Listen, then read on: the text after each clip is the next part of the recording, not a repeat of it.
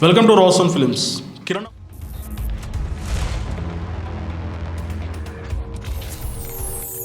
కిరణ్ బోరన్ నటించిన దిల్ రూబా చిత్రం ఈ రోజు రిలీజ్ అయింది. మరి ఆ రివ్యూ చూసేద్దాం. ఐఎమ్ పరశురామ్. శ్రీధర్.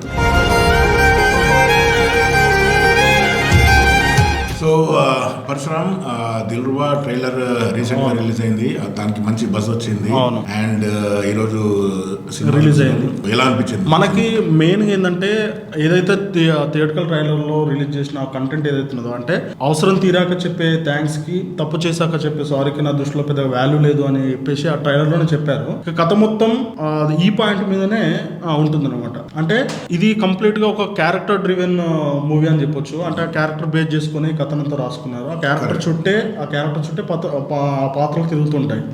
ఇక ఫైనల్ ఏంటంటే కథ గురించి కూడా ఒక మాటలో చెప్పాలంటే, ఇతను దృష్టిలో సారీకి థ్యాంక్స్ ఒక పెద్ద వాల్యూ ఉంటుంది. అది అతను ఎందుకు చెప్పడు అనేది ఈ కథలో చెప్తూనే అతను ఫైనల్ గా సారీ థ్యాంక్స్ చెప్పాడా లేదా అనేదే కంప్లీట్ కథ. ఇది ఒక బ్రేకప్ లవ్ స్టోరీ. అంటే ఒక లవ్ స్టోరీ బ్రేక్ అవుతుంది, తర్వాత వాళ్ళు ప్యాచప్ అవుతారా లేదా, దానికి సారీకి థ్యాంక్స్ కున్న లింక్ ఏంటి అనేది బాగా అడ్రస్ చేశారు. ఓవరాల్ అంతా లవ్ స్టోరీ అంతా బాగానే ఉన్నది. బట్ నాకు కొంచెం ఫస్ట్ హాఫ్ లో కొంచెం డ్రాగ్ అని అనిపించింది. బట్ ఈ సారీ థ్యాంక్స్ కి ఆ లవ్ స్టోరీకి ఉన్న ఆ లింక్స్ దానికి అంతా ప్రాపర్ గా తీసుకెళ్ళి అవునవును ప్రాపర్ గా చెప్పారు. కానీ ఎక్కడేందంటే కొంచెం అక్కడక్కడ మనకు డివేట్ చేస్తుంటారు కథలో. అంటే కొన్ని రియలిస్టిక్ సీన్స్ ఉండేవి, కొంచెం అన్రియల్ గా అనిపిస్తుంటది, అసహజంగా కొన్ని సీన్స్ మాత్రం అట్లా అనిపిస్తాయి. అందుకే కొన్ని చాలా సీన్స్ కి కనెక్ట్ కాలేదు. నేనైతే పర్సనల్ కనెక్ట్ కాలేదు. మేబీ అదే కారణంగా అయి ఉండొచ్చు. అండ్ ఫైట్స్ ఎలా అనిపించాయి?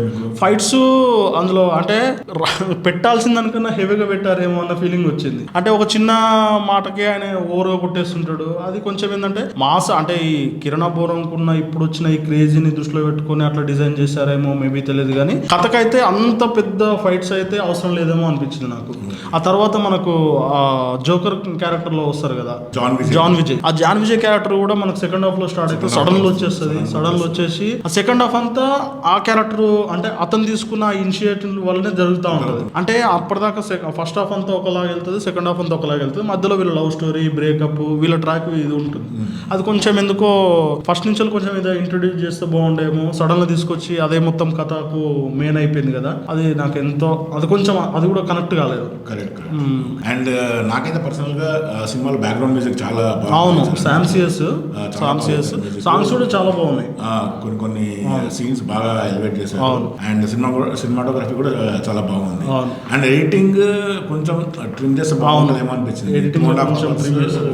చాలా ఎక్కువైపోయిందేమో అనిపించింది స్టోరీకి. ఇంకా మనకు డైరెక్షన్ విశ్వకరణ్, ఆయన డైరెక్షన్ కూడా బాగుంది, రైటింగ్ బాగుంది. కానీ ఎందుకో అది క్లైమాక్స్ కి వచ్చేసరికి ఎమోషనల్ ఎంగేజ్మెంట్ అనేది కొంచెం మిస్ అయింది. ఎమోషనల్ మనం ఆ పాత్రలకు కానీ ఆ క్యారెక్టర్ కానీ మనం హుక్ కాలేదు. కరెక్ట్. అండ్ కిరణ్ బోరం పర్ఫార్మెన్స్ అయితే లైక్ చాలా ఎనర్జెటిక్ గా, అతను ఆ క్యారెక్టర్ లో లైక్ జీవించి చేశాడు. Very good performance. And heroines Rukhsar Dhillon కూడా చాలా బాగా. సెకండ్ హీరోయిన్ క్యారెక్టర్ కూడా తను like she was okay for the decent performance character. Satya comedy కూడా, అంటే సత్య కామెడీ కూడా పెద్దగా వాడుకోలేదు. ఆ క్యారెక్టర్ పెట్టారు కానీ ఆ కామెడీ ఆయన స్టాండర్డ్ గా లేదు. కరెక్ట్. అక్కడ కొంచెం ఇట్ వాజ్ ఓకే ఓవరాల్. మనకు ఈ కామెడీని కానీ ఎమోషనల్ కానీ ఇవన్నీ కరెక్ట్ దాన్ని లైన్అప్ చేసుకుంటే ఇది ఒక మంచి సినిమా అయ్యేది. అంటే ఇప్పుడు ఏదైతే అనుకుంటున్నామో దానికన్నా మంచి సినిమా రావచ్చు. దానికి చాలా మంచి స్కోప్ ఉన్నాయి. ఓవరాల్ అయితే it was good film. And ఈ రోజు రిలీజ్ అయింది. Let's see how audience will take it. ఇదండి Dil Ruba movie review. For more interesting videos please follow Roshan films.